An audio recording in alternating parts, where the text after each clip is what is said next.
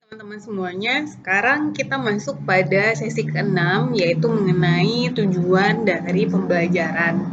Nah, sebenarnya tentang tujuan pembelajaran ini sudah disinggung di awal ya, tapi pada video kali ini saya akan menjelaskan lebih rinci mengenai apa itu tujuan pembelajaran.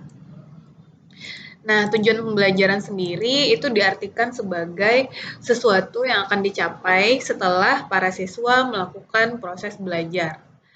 Nah, dari tujuan belajar ini ada 3 jenis umumnya. Yang pertama, sekedar ingin tahu.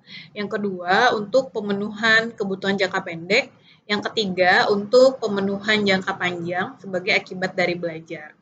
Nah, seseorang yang belajar itu pastinya memiliki tujuan pertama hanya sekedar ingin tahu, itu pasti akan berbeda motivasi, proses, dan hasil yang dicapainya dengan seseorang yang belajar untuk memenuhi kebutuhannya. Sehingga seorang pengajar itu dituntut harus mampu menunjukkan kepada warga belajar tentang kebutuhan belajarnya agar para peserta itu bisa termotivasi untuk belajar. Lebih spesifik lagi, kita bisa melihat bahwa tujuan belajar itu adalah adanya perubahan perilaku atau kemampuan seseorang yang akan dicapai setelah ia mengalami proses belajar.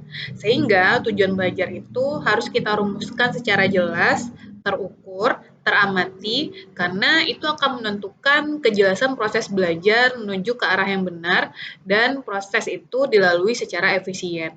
Sehingga sangat penting ya untuk mengukur tujuan belajar berdasarkan perubahan 3 ranah hasil belajar, yaitu perubahan di ranah kognitif atau pengetahuan, yang kedua perubahan keterampilan atau ranah psikomotorik, dan yang ketiga perubahan sikap mental ataupun ranah afektif.